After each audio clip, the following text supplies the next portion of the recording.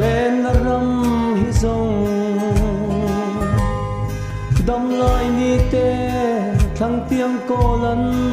hờ liam chi cùng hùng tu re om si lâu phul pang pa rangin an chuai le thi itel lâu chua kan tei dâu lâu kan cháo le thi ôi ma ngay pha tê lal thu khum pha tê kal zelan ram kho har hianin loi thi kan nu le thi an sang run wa ma kan sol hun chua thi na tu ra an chia reng re lal ram moya kan shengai to la vang van ram pana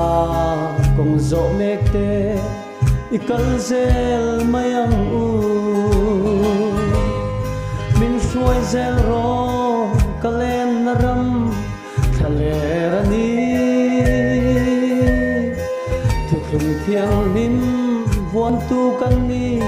thang van sang akhian kan la lengang ngain karu karam hum tur khopui moya kalen ve hum tur su thukhum fa te ikal zelang ram kho har hianin loi thi kan nu le thi van san run wa ma kan sol hum chua thi na tu ra an sia reng re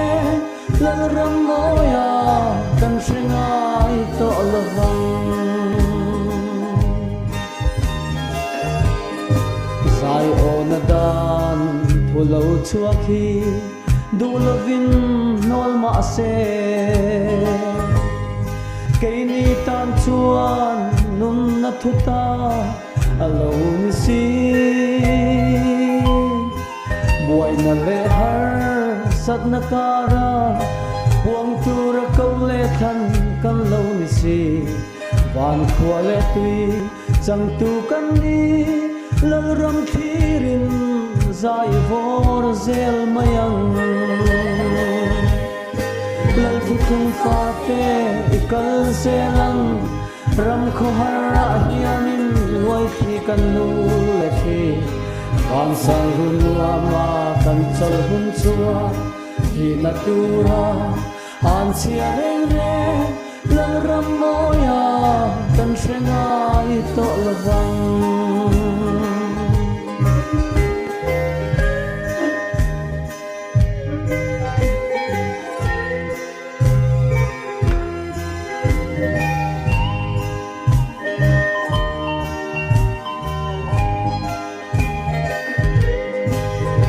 dam tu le na ram ma chua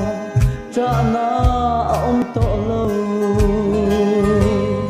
cây po mangai tu lal zaram ka chang ve ang chum zin na pia ram moya khia mangai lung du te an kim to ang lung mai bia thu sei to lovin lim le lo min tual kan leng sa to ang lal thukhum fa te ikal zelan ram kho har hianin loi thi kan nu le thi van sang run wa ma kan sol hun chua thi na tu ra an sia reng reng lal ram moya kan shengai to lovang